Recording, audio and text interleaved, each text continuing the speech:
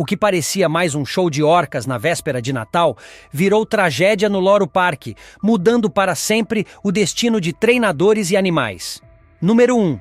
O treinador prodígio e seu sonho realizado. Nascido e criado na Espanha, Alexis Martínez sempre teve uma ligação especial com os animais. Em 2004, começou a trabalhar no Loro Park, exatamente quando o parque passou a incluir orcas em suas atrações marinhas. Para Alexis, era um sonho se tornando realidade. Seu talento e dedicação logo o levaram ao topo. Aos 29 anos, ele já era um dos principais treinadores do local, conhecido por sua tranquilidade, habilidade natural e carinho pelos animais. Na época do acidente, o parque contava com 4 orcas e uma equipe reduzida de treinadores altamente especializados, todos escolhidos com rigor para lidar com animais tão imponentes. Número 2. O passado sombrio de Keto, a orca estrela Keto, nasceu em 1995 no SeaWorld Orlando, nos Estados Unidos. Desde o nascimento, viveu confinado em tanques, treinado desde filhote para entreter multidões. Aos 11 anos, foi transferido para o Loro Park, nas Ilhas Canárias, onde passou a ser uma das principais atrações do zoológico. Pesando mais de 3.000 quilos, Keto era a imagem viva da força oceânica. Uma força domada, mas jamais domesticada. Atrás dos saltos ensaiados, havia sempre um perigo latente. Apesar de ter nascido em cativeiro, Keto carregava os instintos de um predador, e sua presença exigia atenção constante. Número 3. Uma noite de Natal que virou pesadelo. Na véspera de Natal de 2009, o Loro Park estava lotado. Famílias assistiam empolgadas ao show estrelado por Alexis e Keto. Para Alexis, aquela noite representava a culminação de anos de trabalho duro. Ele havia treinado cada movimento com perfeição, construindo uma conexão profunda com Keto. Durante a apresentação, os dois nadavam juntos, encantando o público com sua sincronia. Os treinadores ao redor acompanhavam tudo com atenção, prontos para agir. Mas, à medida que o espetáculo se aproximava do auge, algo mudou. Keto passou a se mover de forma diferente, mais lenta e tensa. Alexis continuou firme, mas a orca bloqueou seu caminho na água. Em segundos, o que parecia brincadeira virou horror. Keto atacou Alexis, prensando-o contra o fundo da piscina de 12 metros. Número 4. A força do instinto e a tragédia irreversível. O público assistia sem entender o que se passava. Os treinadores gritavam ordens, mas Keto não respondia. A orca estava fora de controle. Em vez de soltar Alexis, Keto o atingiu repetidas vezes contra as paredes do tanque. Por um breve momento, emergiu com o corpo do treinador em seu focinho, como se o exibisse, antes de mergulhar novamente. Quando finalmente o soltou, Alexis já estava sem vida. Seu corpo afundou no fundo do tanque, repleto de ferimentos graves. A equipe de resgate agiu rápido, mas era tarde demais. O silêncio tomou conta do parque. Onde antes havia aplausos, agora havia apenas choque. Número 5. A autópsia e as dúvidas que surgiram. Após a morte de Alexis Martínez, o Loro Park enfrentou uma enxurrada de críticas. A explicação inicial, de afogamento, não resistiu ao resultado da autópsia. Múltiplas fraturas, órgãos esmagados e marcas de mordidas indicavam um ataque brutal. A pergunta inevitável surgiu. Teria sido um caso isolado? A resposta parecia vir de um evento anterior. 3 anos antes, a treinadora Claudia Volhart também havia sido puxada para o fundo por uma orca. Na época, o parque tratou o caso como um acidente menor. Mas agora, tudo parecia fazer parte de um padrão alarmante. Número 6. Reações e mudanças no mundo dos shows marinhos. A morte de Alexis causou impacto em toda a indústria de entretenimento com animais marinhos. O Loro Park suspendeu todos os shows com mergulhos junto às orcas numa medida sem precedentes. A segurança foi revista e novas barreiras entre humanos e animais foram implementadas. O caso reacendeu o debate sobre a ética de manter orcas em cativeiro. A pressão aumentou para que parques como o Loro Park e o SeaWorld repensassem seus espetáculos. A dor da perda de Alexis fez muitos treinadores refletirem sobre os riscos reais do trabalho com esses gigantes do mar. Número 7. O caso Dawn Brancheau. Uma tragédia em rede nacional. Meses depois, uma tragédia ainda maior aconteceu no SeaWorld Orlando. A experiente treinadora Dawn Brancheau preparava-se para mais uma apresentação com Tilly Kun, uma orca de mais de 10.000 quilos. Era mais um dia ensolarado, com o público animado. Dawn, com seu sorriso tranquilo, parecia segura ao lado do animal que treinava há anos. Mas sob aquela superfície calma, algo estava prestes a se romper. No momento em que Dawn deitou-se junto ao tanque, como fazia rotineiramente, Tilikum agarrou seu rabo de cavalo e a puxou para dentro da água. A plateia, por um momento, achou que era parte do show.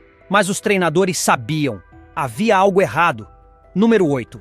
A luta desesperada de Dawn e o desfecho brutal Tilikum, o maior macho orca em cativeiro, agarrou Dawn com força, puxando-a para o fundo do tanque com um impulso devastador. Seu corpo massivo se movia com uma energia crua e incontrolável. Dawn lutava para emergir, mas o animal a jogava contra as paredes da piscina com uma brutalidade impiedosa. Comandos, gestos, apitos, nada surtia efeito. Tilikum, que antes respondia prontamente aos sinais, parecia cego a qualquer tentativa de controle. A multidão, agora em choque, começava a perceber que estavam presenciando algo horrível. A água se tingia de vermelho, enquanto o desespero tomava conta do estádio. Número 9. Uma tragédia que paralisou os SeaWorld treinadores tentavam em vão distrair Tilikum. Jogavam peixes, batiam na água, acionavam sinais de emergência, mas nada funcionava. Dawn já havia sofrido ferimentos gravíssimos. Sua coluna fora rompida, costelas quebradas, o couro cabeludo arrancado. Mesmo sem forças, Tilikum continuava a sacudi-la de forma implacável. Foram necessários mais de 30 minutos para que o corpo de Dawn fosse finalmente recuperado. O silêncio se espalhou pelo estádio, interrompido apenas pelos murmúrios e o choro dos presentes. Colegas e amigos, muitos dos quais haviam treinado ao lado dela por anos, ficaram em estado de choque. Número 10.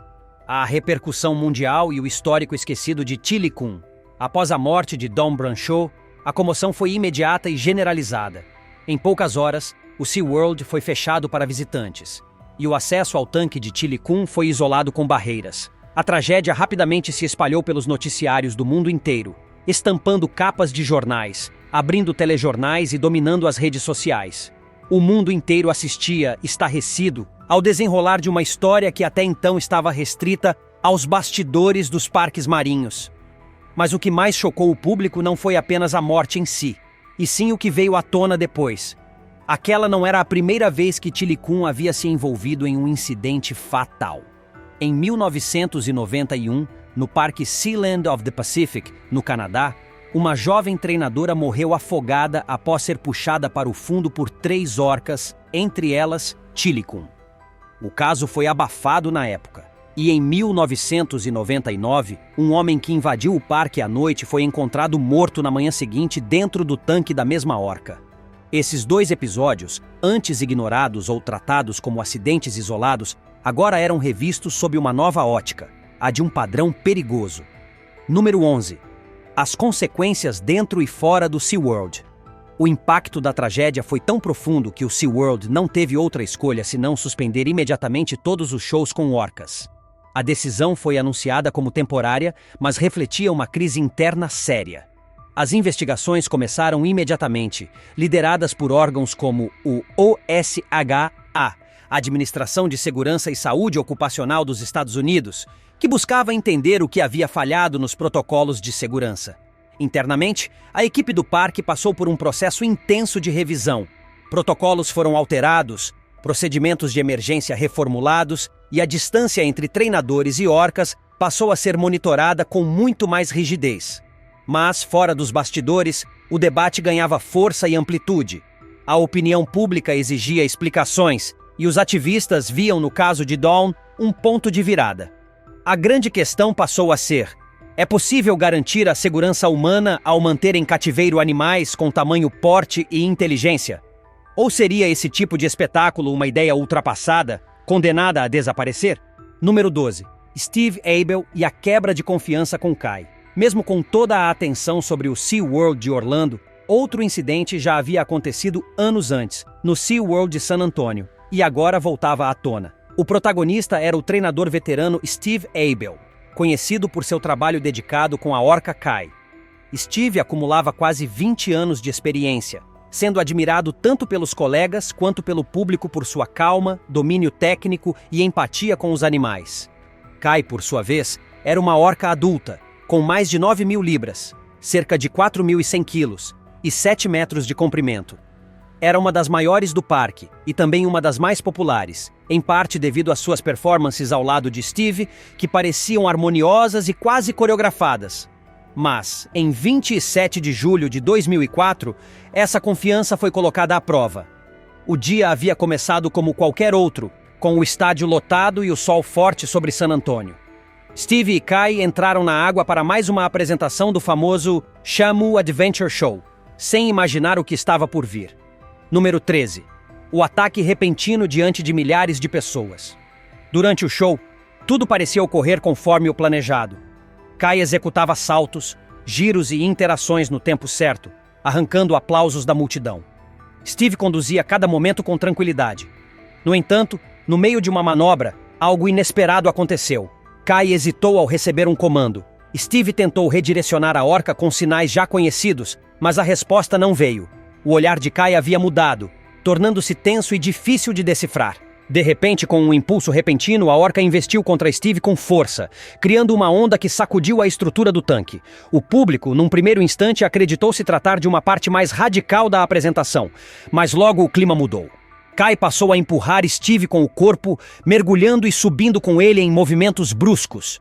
Em um desses momentos, agarrou o treinador e o manteve submerso por longos segundos, antes de lançá-lo para fora da água com um golpe impressionante. Número 14. A sobrevivência por instinto e o impacto da experiência. Steve, mesmo ferido e desorientado, conseguiu ativar seu treinamento de sobrevivência. Ele sabia que movimentos bruscos poderiam irritar ainda mais Kai. Usando todo seu autocontrole e conhecimento, manteve o corpo relaxado sempre que a orca o soltava, tentando não provocar nenhuma reação instintiva. Enquanto isso, treinadores à beira do tanque entraram em ação, jogaram peixes, bateram na água, gritaram sinais emergenciais, todos já programados para situações de crise. Ainda assim, Kai permanecia alheia às tentativas de distração. Estava em um estado de foco absoluto e perigoso em Steve. O ataque durou longos minutos. O tempo parecia congelado. A plateia, antes animada, agora estava em silêncio absoluto. Muitos espectadores escondendo os olhos, temendo o pior. Foi apenas quando Kai recuou brevemente que Steve viu uma chance e nadou até a borda do tanque, sendo puxado pelos colegas. Exausto, com ferimentos visíveis e respiração ofegante, ele sobreviveu. Número 15. Mudanças forçadas e um debate crescente. Após o incidente, o SeaWorld agiu de forma imediata. Kai foi afastada de todas as atividades com contato físico direto. Os shows continuaram, mas com uma distância segura entre treinadores e animais. O caso, porém, não foi amplamente divulgado à época, o que gerou críticas anos depois, quando a gravidade do episódio veio à tona. Esse evento alimentou ainda mais a crescente discussão sobre o cativeiro de orcas. Já não se tratava apenas de ética ou liberdade animal. A questão agora também envolvia segurança humana. Casos como o de Steve mostravam que, mesmo com décadas de experiência, a relação entre treinador e orca era, no fim, imprevisível. O que para muitos era um espetáculo mágico, para os envolvidos tornava-se uma constante roleta russa. E enquanto alguns treinadores escapavam por pouco, outras orcas não conseguiam suportar a realidade do confinamento por tantos anos. Número 16. Hugo. Do oceano ao colapso psicológico. Entre as histórias mais trágicas envolvendo orcas em cativeiro, poucas são tão simbólicas quanto a de Hugo. Nascido em 1965 nas águas do Pacífico Noroeste, ele fazia parte de uma família de orcas residentes do Sul, que viviam livres, migrando e se comunicando em grupos. No entanto, com apenas 3 anos de idade, Hugo foi capturado de forma violenta na Baía de Puget, no estado de Washington. Levado para o aquário de Miami, percorreu mais de 4.800 quilômetros até o que seria sua prisão pelo resto da vida, o tanque conhecido como Celebrity Bowl. Ali se tornou uma atração, exibido diante de multidões curiosas, mas viveu num espaço minúsculo, sem liberdade, sem estímulo e sem o grupo social natural das orcas. Número 17. Sinais ignorados e o início do declínio. Com o tempo, o sofrimento psicológico de Hugo tornou-se visível. Seu comportamento indicava sinais de depressão e desorientação. O treinador Richard O'Barry, que trabalhou no aquário, relatou cenas angustiantes. Segundo ele, Hugo permanecia parado no fundo do tanque, com a cabeça fora da água, imóvel. Era um retrato triste de um animal em colapso. Mesmo assim, o aquário continuava a exibi-lo. Em meados de 1970, uma nova orca, chamada Lolita, foi introduzida no mesmo tanque. Vinda de um contexto parecido, também havia sido capturada ainda jovem. A conexão entre os dois foi quase imediata, dando a ambos algum alívio emocional. A presença de Lolita parecia aliviar, ao menos temporariamente, o sofrimento de Hugo. Número 18.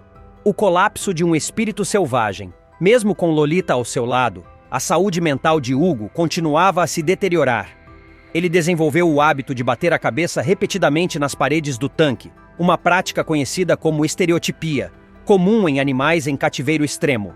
Em 1970, um treinador cometeu o erro de colocar a mão em sua boca durante uma sessão, e Hugo reagiu mordendo com força, causando ferimentos que exigiram 10 pontos.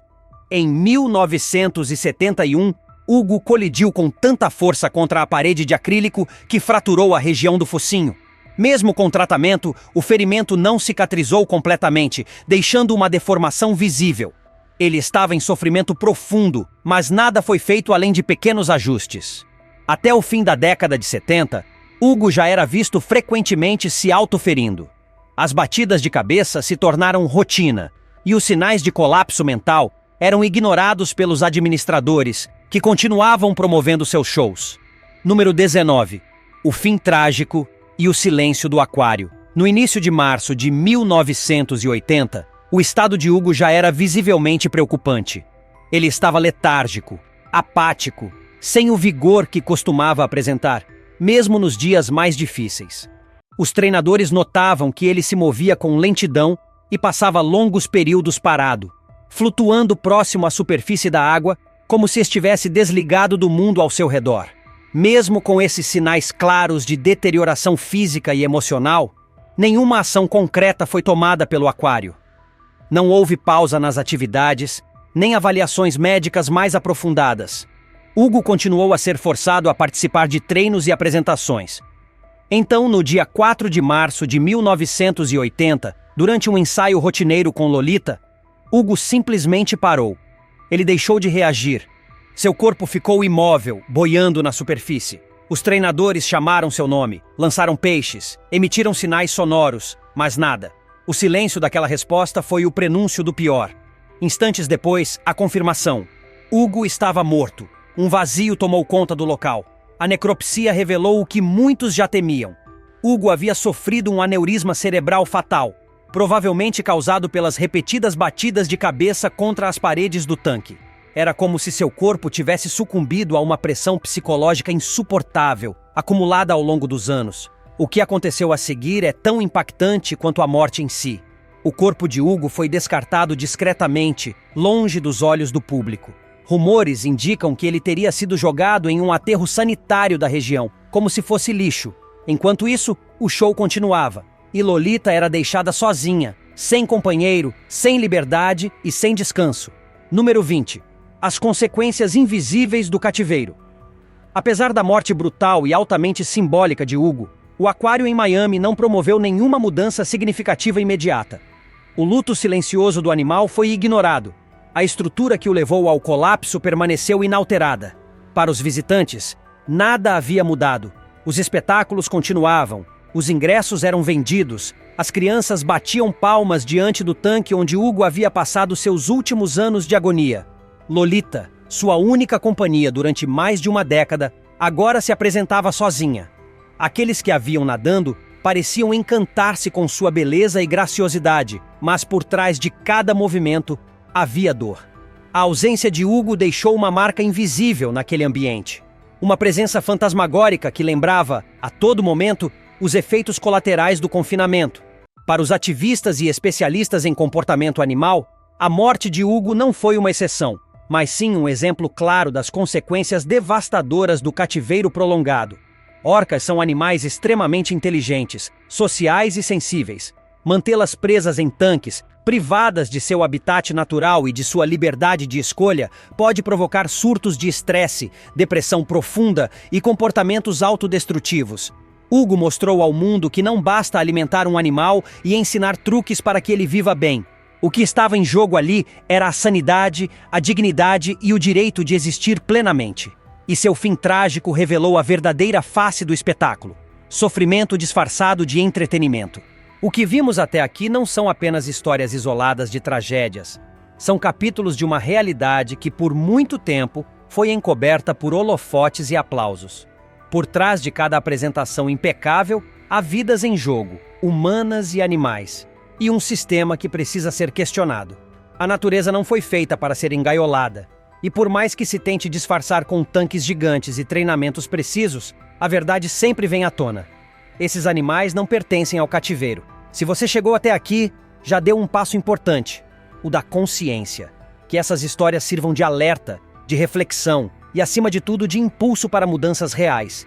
Se tiver gostado do vídeo, deixe seu like e inscreva-se em nosso canal para acompanhar todas as novidades. Te encontro em um desses vídeos que estão aparecendo agora na sua tela. Cuidem-se, pessoal!